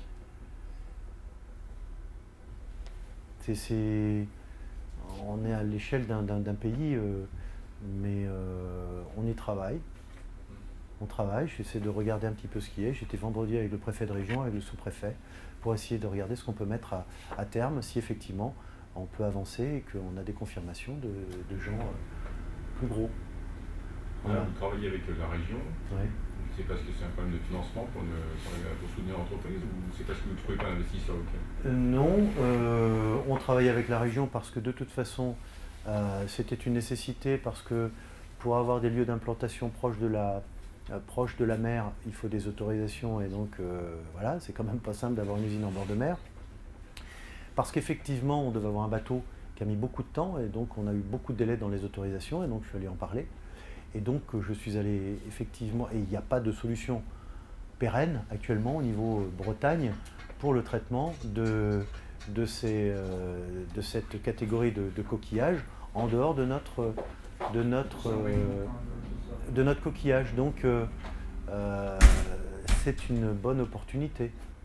Au niveau, si on regarde rapidement la baie de Cancale, la baie du Mont-Saint-Michel, la baie de Saint-Brieuc, hein, ça fait 50 000 tonnes de stock disponible. Bon, ça interroge. Moi, je pense qu'effectivement, il y a des choses intéressantes à proposer, donc je le propose. Et les moyens commencent à être mis en place, on commence à regarder, on voit les marchés en face, voilà. Par contre, c'est une discussion et effectivement, ça peut intéresser la région Bretagne. C'est un marché potentiel c'est un marché à développer, beaucoup d'emplois à la clé. Hein. Pour la récolte, 20 tonnes par jour, c'est 2 matelots et un capitaine. Pour traiter 20 tonnes jour, c'est une quinzaine de salariés à terre. C'est l'industrie agroalimentaire qui peut développer des produits. C'est autant de coquillages à 97% de carbonate de calcium qui peut aller pour l'agriculture. Par contre, nous on est des petits, donc si on n'a pas un soutien politique maintenant, ça y est, parce qu'il a fallu prouver à chaque étape, quoi. Bien sûr, il faut prouver. Et avec autant de retard, on a été fragilisé. On l'est, par contre, on est en discussion, on a remis au capital. Un capital de 200 000 € au départ, on est à un capital de 750 000 € aujourd'hui. Ça se trouve pas sous le pied d'un cheval, quoi. Et au bout d'un moment, on dit, bah, écoutez les gars, nous on est des PME, quoi, donc s'il faut saigner nos entreprises alors qu'on a un projet dans l'innovation, comment on fait? Donc on en discute. Vous l'avez très bien inventé, là, il ne reste plus qu'à goûter. Oui, bah, vous l'avez bien inventé. Et là, on va démultiplier votre opération. Bah, c'est ce qu'on souhaite. C'est ce qu'on souhaite. Pour l'avoir vanté sur la chaire, je pense que vous avez plutôt fait confiance effectivement au chef étoilé qu'à moi-même. Mais enfin, j'ai au moins leur caution. Et puis on souhaite vraiment, effectivement... donc si vous avez des collègues chez... Vous avez parlé de ses qualités gustatives, mais quels sont ses apports nutritionnels? 20% de protéines. On est riche en plusieurs éléments, en fer, en cadmium, on a en oligo-éléments, on est bien. Il y a une richesse. Ah oui, il y a en iode, et ça peut être important pour les Japonais, produit très iodé. Voilà, on a plusieurs recommandations on a plusieurs allégations qu'on peut mettre en avant. Parce que vis-à-vis du consommateur, c'est essentiel, quoi. Les apports nutritionnels. Oui. Ils n'ont pas de vertu à Alors, Crepidula fornicata. Donc, je sais pas. Alors, on pense faire un échantillon représentatif. Il nous faudrait des cobayes. Donc, on n'a pas de retour direct. J'ai 4 questions brèves à poser, mais avant, je voudrais quand même dire à tout le monde, donner des conseils à tout le monde. Certains connaissent Pierre Molot dans la salle, je suppose. J'ai travaillé avec lui il y a 40 ans de ça, on faisait élevage de crevettes japonaises, et ça a beaucoup changé, parce que nous on faisait quelque chose de propre à l'époque. Nos crevettes mangeaient du crabe broyé, des rigados broyés, on allait les chercher nous-mêmes, et depuis ça a changé, maintenant, depuis 30 ans, c'est de l'élevage intensif, à coup d'antibiotiques, ça il faut que vous sachiez, c'est important. 4 récoltes par an sur le même territoire. Les crevettes sont pêchées ce soir, demain le territoire est remis en eau, on met là-dedans donc de la rotenane et tout ce qu'il faut pour tuer toute vie évidente qui pourrait être gênante. On met les antibiotiques aussitôt et on attaque. Puis les crevettes, on les met dedans. Donc elles vont être nourries aux antibiotiques. Donc quand vous achetez les crevettes, regardez bien si c'est de l'élevage. On conseille n'achetez pas. Prenez la sauvage. Celle qu'on faisait avant. C'était le bon vieux temps. Ça a disparu. Alors maintenant mes questions. Tout à l'heure, vous avez dit donc que c'était un brouteur ou un filtreur. Et filtreur. Et filtreur. Alors comment ça se passe? Parce que filtreur, je comprends, les brouteurs, ils se séparent. Les microalgues, non, parce qu'ils sont collés les uns aux autres, mais ils peuvent avancer un petit peu comme ça. Donc ils vont brouter les microalgues qui viennent sur la coque. Ils profitent de la culture naturelle de microalgues. Tout à fait. Très bien. Ouais. Ça va être vite fait, monsieur Larry. Le rendement en matière organique au départ, donc une crépidule, mettons 1 kg de crépidule. 13%. Combien? Mais on a des pertes, allez, on est un petit peu au-dessus de 10%. Par rapport au produit brut récolté. Il sort avec sa ventouse, son estomac. L'estomac, il ne sert à rien du tout. L'estomac est lavé dans notre process. Vous le laissez dedans? On le laisse. Ah d'accord. Donc ça fait un rendement d'environ 10%. On est environ un rendement d'environ 10%. Ouais, pour être à plus, enfin avant de... D'accord, 10%. Donc c'est... la concurrence qui... tout de suite, vous avez parlé donc 20% de protéines. Oui. C'est le poids sec? Poids humide, 20% de protéines. 20%, mais sur la matière sèche, bien sûr. Matière sèche. Non, 20% de protéines sur le... Ah non, en matière sèche, on est beaucoup plus important, bien entendu. Oui. Très peu de gras. Voilà. Donc, très peu de gras. Glucides et lipides, très peu, quoi.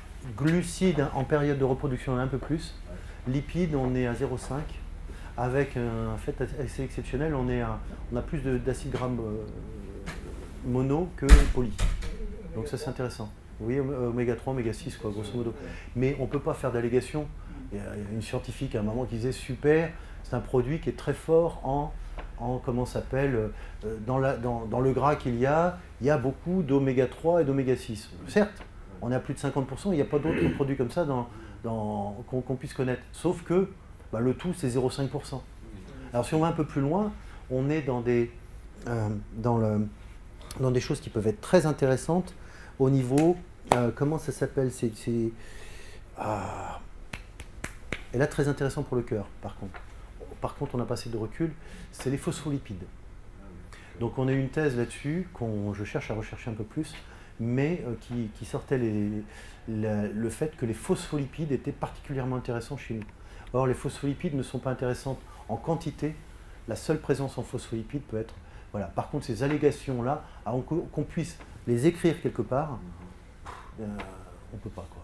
Et en cracking, voilà, parce que le chercheur, là, un autre chercheur, côté de Nantes, parlait de cracking pour récupérer justement ces phospholipides. Mais si tu récupères que tes phospholipides, voilà, il faudrait récupérer d'autres choses. Il y avait quelles autres substances. Ça, c'est une voie que je ne suis pas allé jusqu'au bout parce que d'abord, il faut être super pointu. Et puis, on peut retrouver ça. Pardon? Sur votre site, on peut retrouver non, je n'ai pas tous les éléments. 4 ans de boulot de... L'ifremer peut-être, Lorraine? Sur les phospholipides? Non, sur la crépidule. Il y a plein d'informations. Le sujet est vaste. On peut, au niveau scientifique, sur la reproduction, etc., vous avez vu, un des trucs qui était donné par monsieur Blanchard, là, le deuxième, c'est son métier tous les jours, c'est un chercheur sur la prolifération, enfin la méthode d'expansion. Donc moi d'abord j'essaie de tout comprendre, ce qui n'est pas toujours évident, des fois je comprends les choses de travers, parce que c'est pas ma spécialité, mais à chaque degré, on a dû monter, la grosse difficulté, c'est qu'on a dû monter toute une filière, quoi, de A à Z. Comment on fait pour pêcher? Et derrière, comment on fait pour pêcher, mais comment on fait pour avoir un droit de récolte? Quels alliés, etc. Une fois qu'on a pêché, c'est bien, mais comment on lave bien? Et c'est pas bien qu'il faut laver, c'est parfaitement bien pour être... voilà. Comment... après, qu'est-ce qu'on fait de la coquille? Le simple fait d'essayer de regarder comment on fait pour la coquille, il faut faire les analyses, il faut regarder les produits en substitution, etc. Après, il faut regarder le process. Le process, c'est toute une... Et en process, voilà, comment on sépare, comment on congèle, voilà. Après, en agroalimentaire, qu'est-ce qu'on en fait? On produit cru, voilà, on a des recettes crues, je peux vous assurer, elles sont super top. Mais on va être combien en Bretagne? Ça pousse vite, les crépidules? Mortalité au bout de 5 ans. Oui, mais pour qu'il soit commercialisable, pour vous, oui. Quel âge a ce bestiole? Idéalement 3 ans. 3 ans? Là, c'est super top, c'est dans les zones d'expansion, effectivement, là, il a une belle taille. Et puis, il n'est pas en zone de reproduction intensive. Donc, à 3 ans, il a maturité. Comme des huîtres, pratiquement? Pratiquement comme des huîtres, oui. Ouais. Justement, la différence, vous avez parlé de la valorisation des coquilles. Oui. Quelle différence il y a entre une coquille de crépidule et une coquille d'huître? On est très chargé en carbonate de calcium. 97%. Ça, c'est un très bon point. Et mais l'huître, par rapport à l'huître, quoi? Je ne suis pas allé trop sur l'huître. L'huître avait des problèmes de rejet, de problèmes organiques en même temps pour certaines formes de valorisation. Grosso modo, les conchyliculteurs, ils jettent leurs huîtres, mais en même temps, ils jettent celles qui étaient refus de les déclasser, etc., quoi. Donc ça, l'industrie ne peut pas les prendre pour certains types d'utilisation. Parce qu'on voit des montagnes de coquilles près des chantiers ostréicoles, des montagnes. Hein. Oui, ouais. Là, souvent, quand c'est ces montagnes-là, c'est que l'ostréiculteur attend la dégradation du biologique. Et quand le produit est dégradé biologiquement, dans ces cas-là, il peut être en épandage. Parce qu'on n'a pas le droit de dépendre sur les sols un produit qui a de la matière organique, pour les problèmes d'odeur, etc. Et puis vous assurer que 3% de chair de coquillage dans les huîtres ou autres, il y a les gouelles qui arrivent parce que ça attaque. Hein. Donc pour ces raisons olfactives, et puis peut-être aussi au niveau des sols, parce que ouais. Donc, je ne connais pas, mais la législation ne l'autorise pas. Ça c'est sûr. Vous avez parlé d'envasement. Est-ce que vous avez des données par rapport à l'origine de cet envasement? Non. Par contre, je ne sais pas si vous avez fait attention tout à l'heure. On voit tout à fait un petit peu une image. J'ai essayé de régler, là, comme je ne suis pas très doué. C'est passé un petit peu sur le fond marin. On voit assez bien ce que ça veut dire. Je peux remontrer l'image si vous voulez. Mais je n'ai pas de données. Ce que je sais, c'est que le mucus, enfin tout cet envasement-là, est particulièrement impressionnant dans les zones anciennement peuplées, quoi. J'ai montré que ça, c'est... alors, c'est pas un truc trop super pour la pub, hein, faut être clair. Hein. Parler de produits qui prolifiques, etc. Moi, ce que je dis tout simplement, par contre, de l'autre côté, c'est que donc je ne devrais pas parler comme ça, grosso modo. Hein. S'il y avait des journalistes dans la salle, je devrais parler de façon tout à fait différente. Peut-être qu'il y en a d'ailleurs. Je n'ai pas demandé.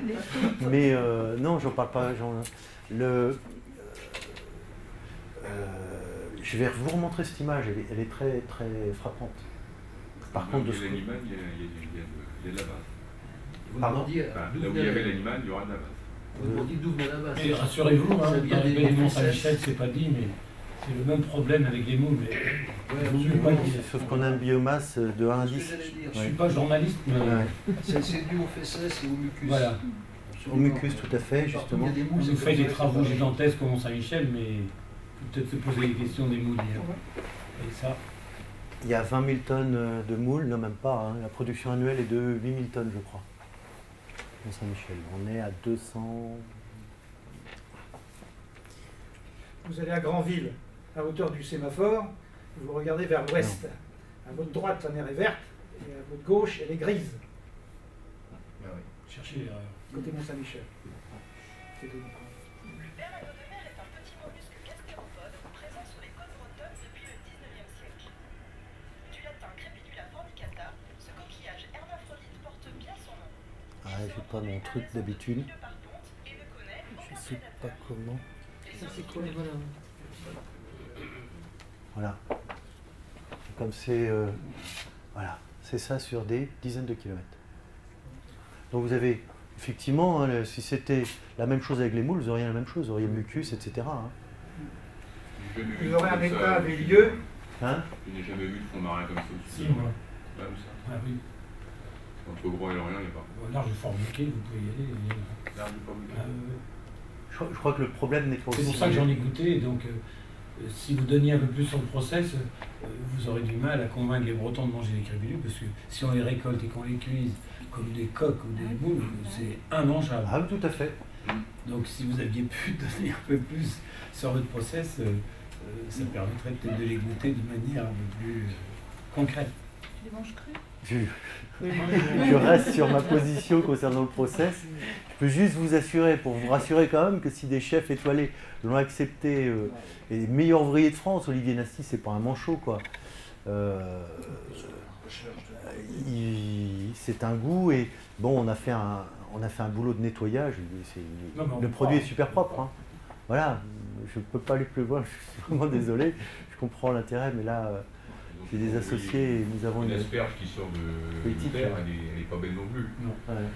Et donc effectivement, il y a beaucoup de végétaux qui vivent dans la mer, on fait pas mal de canards. Quand je sors de l'abattoir, je suis pas sûr d'avoir envie tout de suite de manger du canard.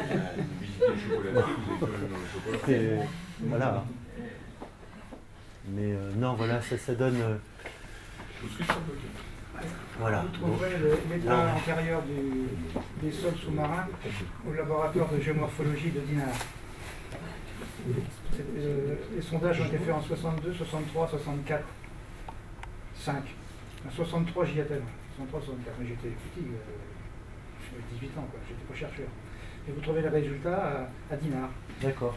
Laboratoire de géomorphologie littorale et pré-littorale. Ce que je sais, c'est sur cette... Ils ont fait les cartes qui ont été issues, là, c'est le navire hydrographique d'Ifremer qui venait faire des sondages, justement.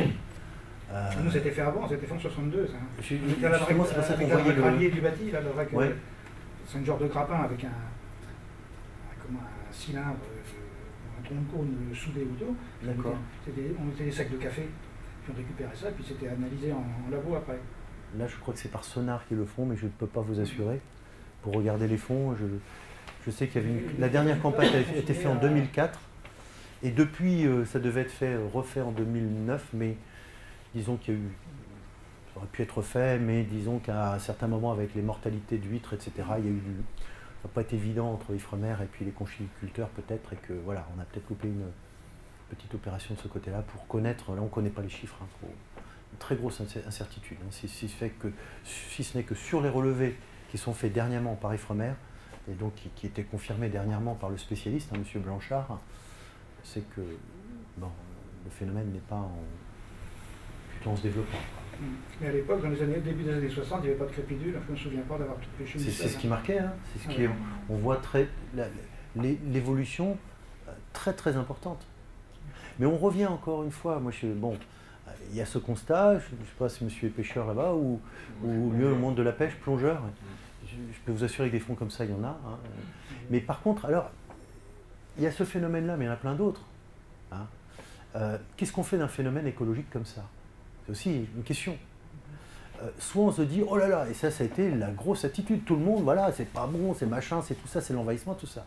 Bon, alors, on se dit ça, c'est bien, une fois qu'on a dit ça, qu'est-ce qu'on fait? Ça n'a plus rien, on range les gaules, et puis voilà quoi. Soit on se dit, le monde change de par l'activité humaine, et eh ben, on se dit qu'on peut aussi s'adapter. Nous, c'est vraiment cette idée-là, elle est forte, elle est importante. Parce qu'un stock comme ça, c'est soit un super problème, soit quelque chose qui peut être très positif. Si vous pouvez prendre le carbonate de calcium pour le remplacer sur les champs, je peux vous assurer que ça va servir un petit peu à l'agriculture bretonne. Parce que la disparition du merle, ça n'a pas été évident. Ils sont actuellement en train de voir au niveau du sable coquillé, mais au niveau de la silice, je ne suis pas sûr que les gars, au niveau de leur chou-fleur du côté de la région de la Nilis, ça leur fasse très plaisir, c'est pas bon. Mais en ça, vous êtes un bienfaiteur de la planète, là. C'est un produit qui peut effectivement correctement utiliser. Hein. Vous savez, la pomme de terre, il n'y en avait pas. Excusez-moi. Ce produit peut aider, effectivement, oui. Ouais, moi, j'en suis convaincu. En Bretagne, ça peut utiliser correctement, ça peut être une action positive. Oui. Voilà. Maintenant que le fait, moi, je n'ai pas demandé à ce qu'il vienne ici, ce produit. Par contre, c'est un état de fait. Mais je pense effectivement qu'on peut en avoir une utilisation positive. Qu'est-ce qu'on fait de cet état de fait? Voilà, c'est... D'autant plus que si le peuple des dunes est aussi puissant que celui d'ici, là-bas, il va avoir des problèmes. Oui. Oui, parce qu'ici, la perche est fait virer quand même. Il faut oublier ça. Et si en Côte d'Armor, ils sont virés également, ça se peut que les crépidules pourront sauver la mise. C'est un vrai... Là, il y a un vrai combat. Hein. Il y a un vrai combat. Niveau écologique, pour reprendre votre question, madame, oui, je pense que, en ce qui concerne la lutte pour demain, pour l'agriculture bretonne sur le carbonate de calcium, ça peut poser vraiment souci. Si vous n'avez pas de carbonate de calcium, vos sols, ils ne donnent plus rien. Donc, soit on prend du sable coquillé, qui pose problème, soit là, actuellement, on est en train d'étudier l'importation des merles d'Islande. Voilà. Un fait concret, hein, c'est tout. Hein. Il y a ça, et puis lutter contre l'accumulation aussi. C'est un... Oui, et puis... c'est effectif. Ça peut être un programme, tout à fait, et c'est un programme s'il se développe dans les... Pour moi, c'est une question de temps. Pour moi, on est peut-être en avance, un peu trop en avance, et on rame comme beaucoup de PME, on est innovant, peut-être un petit peu trop, voilà. Mais oui, de toute façon, il faut trouver... pour les pêcheurs, les conchiliculteurs, il y a intérêt à trouver des solutions. Voilà. Mais de l'autre côté, pour dire clair et net, c'est la coquille, c'est pas moi qui le dis. C'est des gens comme Veolia et Point P qui disent que c'est quand même intéressant. Ah, c'est pour la coquille, pour ça je reviens là-dessus, c'est pas en... Bon. Et pour la chair, vous avez des chefs étoilés, parce que malgré les chefs étoilés, effectivement, il y a des questions qui se posent. Bon. Ah non, on va pas goûter ça, quand même. Bon. Vous savez, il y a une réputation et un nom chez les pêcheurs, je ne vous le citerai pas, ce bataille. Enfin, c'est pas joli. Mais voilà, demain, c'est une matière première, effectivement, très chargée en iode, en oligo-éléments, etc. Donc c'est une super matière première. Hein. Ça, il n'y a pas de doute, ce sont des faits concrets. Voilà, par contre, est-ce qu'il y a un marché derrière? Là, faut peut-être être plus gros que nous. Donc là, on est en train de regarder. S'il faut s'associer à plus gros que nous, on est en train de regarder. Pourquoi pas? On va regarder. Voilà. faut les mettre en tube. Oui. Oui. C'est... oui. Compte tenu de la part de réflexion sur l'interrogation, sur le devenir, sur le traitement à terre, est-ce que ça suppose des petites unités, un travail en continu? Est-ce qu'il y a des interrogations sur ça? Alors de notre côté, on voit plutôt reproduire à l'identique la chaîne de fabrication qu'on a à Cancale. Parce que comment? elle est en ligne. Et ce qui nous embête beaucoup, c'est que comme au départ, on croyait, bah ouais, la première série d'équipementiers, ok, on est tout en ligne, ouais, sauf que leur machine ne donnait pas suffisamment. Donc on a dû la mettre comme ça, comme ça. Alors, attendez, va comme ça. Première partie. Ensuite, là, elle revient ici. Attendez, elle va là. Ensuite, elle va sur le côté ici. Elle va comme ça. Elle revient. On a deux machines comme ça. Et ensuite, elle repart pour aller en congélation comme ça. Mais c'est ce système-là qu'il faut mettre en ligne. C'est uniquement de la réflexion de votre travail où vous pouvez avoir des inspirations sur d'autres systèmes qui fonctionnent ailleurs, non? Ah non, il n'y a pas d'autres systèmes qui fonctionnent comme ça ailleurs. Non, il n'y en a pas. Vous avez une seule méthode alternative de décortiquage à froid, c'est la technique à haute pression. Technique à haute pression qui est beaucoup plus onéreuse, hein, très, très énergivore. Vous prenez des huîtres, hein, c'est fait aux États-Unis notamment. Des huîtres, vous avez une société qui est en train de s'y mettre en Bretagne Sud. Comment elle s'appelle? On a discuté ensemble sur justement le problème de congélation. Elle a fait parler pas mal d'elle dans la presse dernièrement. Enfin bref, technique de haute pression, vous prenez vos huîtres, ou vos homards d'ailleurs, vous mettez dans un caisson hyperbare, vous gonflez à la pression, et le fait, du coup, le homard accru se décolle de sa peau. L'huître également, elle explose, donc après, vous n'avez plus qu'à prendre la chair d'huître. Mais c'est la seule technique connue actuellement, autrement, comment s'appelle, pour des chairs accrues. Mais elle est très onéreuse, hein, on est au bas mot à 5 € du kilo en prix de revient énergie. Vous pouvez vous permettre sur une chair accrue, hein. Sur une chair de homard, pas sur une chair de notre produit. Hein. Et justement, quel est votre processus pour décoller la chair de la coquille?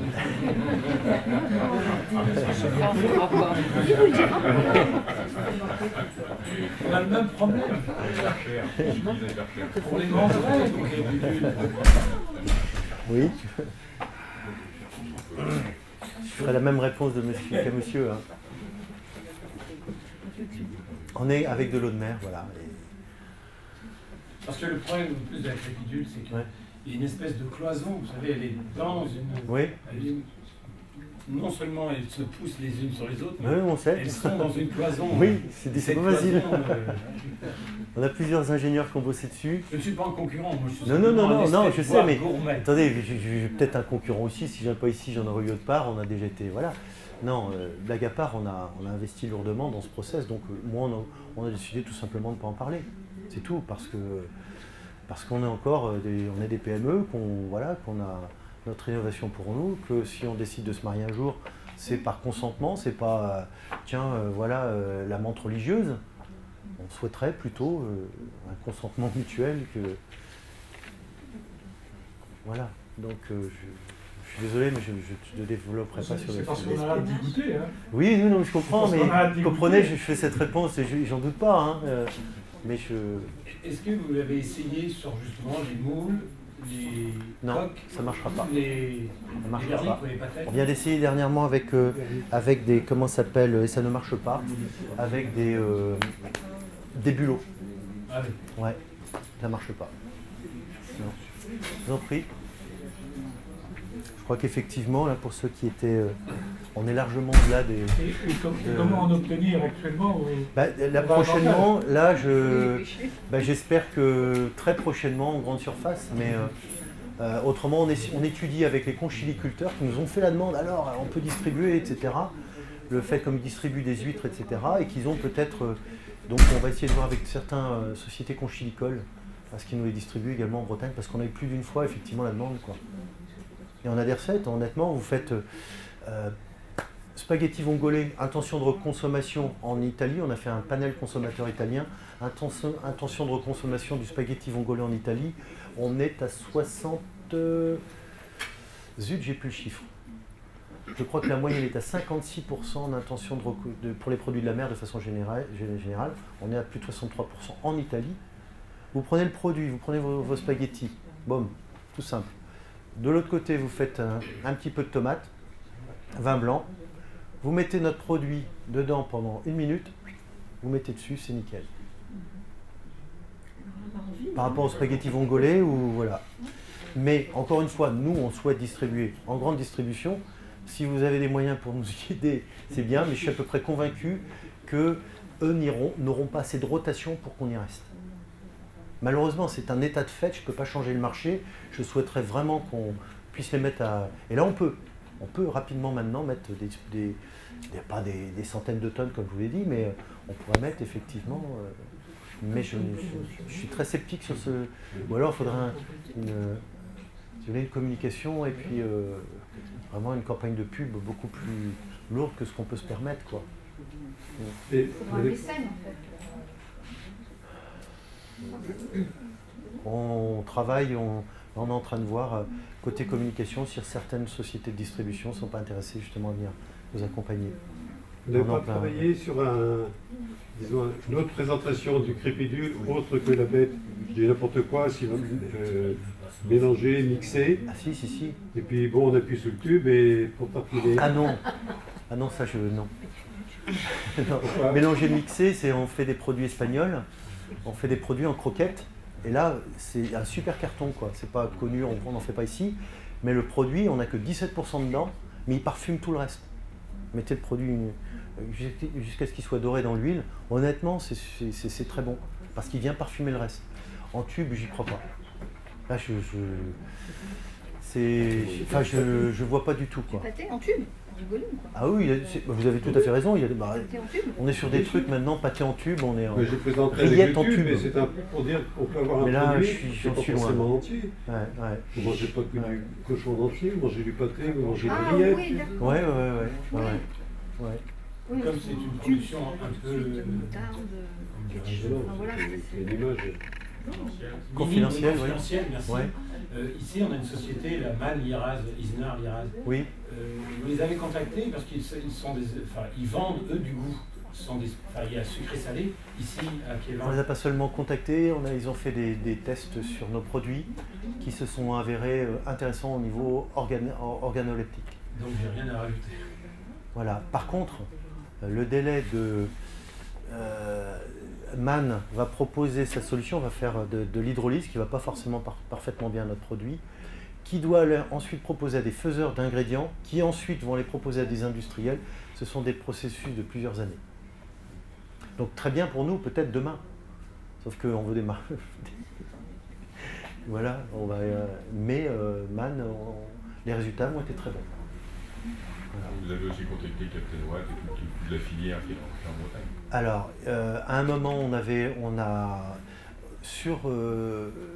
a fait des échantillons il y a 2 ans, Capitaine Watt, etc. On avait un produit qui n'était pas suffisamment abouti, à mon sens. Produit beaucoup trop petit, parce qu'on n'était pas sur les bonnes zones de... On a appris, hein, et pas suffisamment lavé.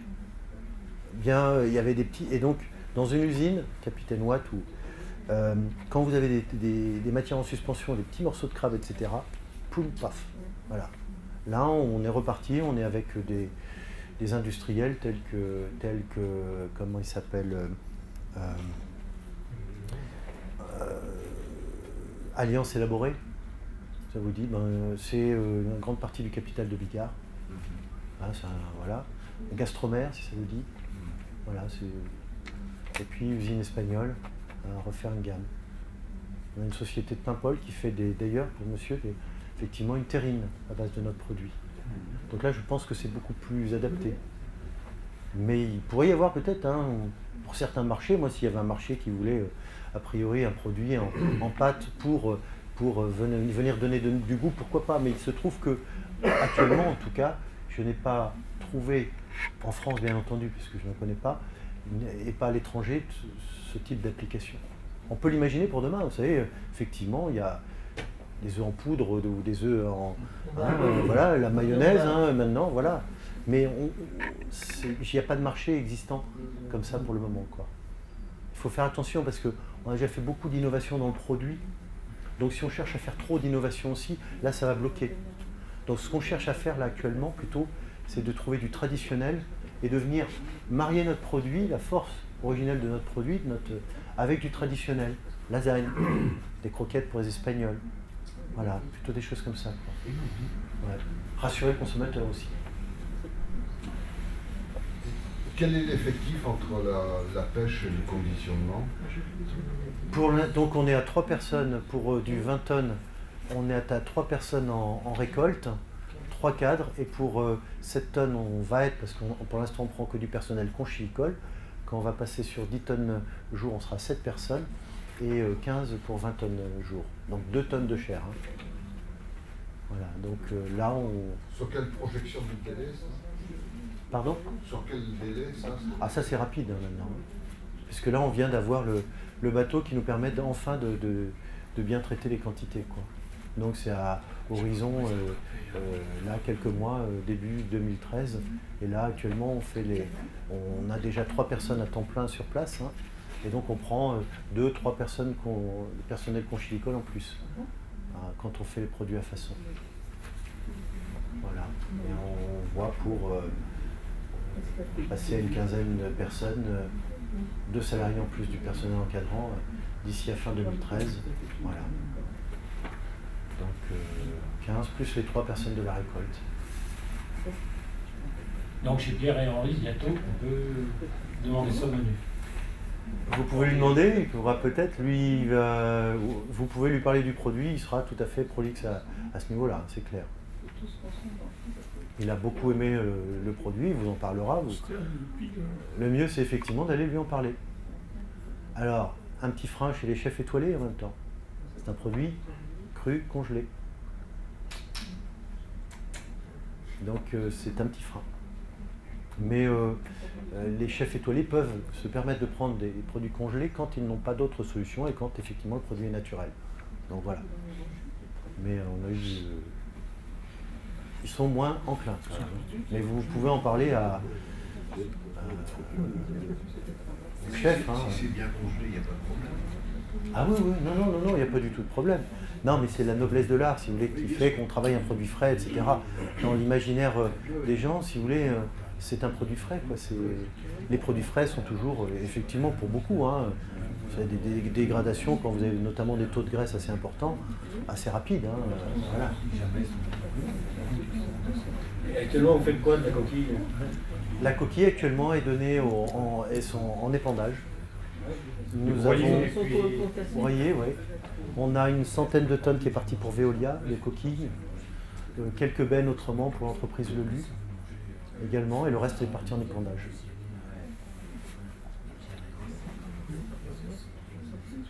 Voilà, donc... Bien, je crois que l'horaire qui était imparti, je vous remercie de votre attention.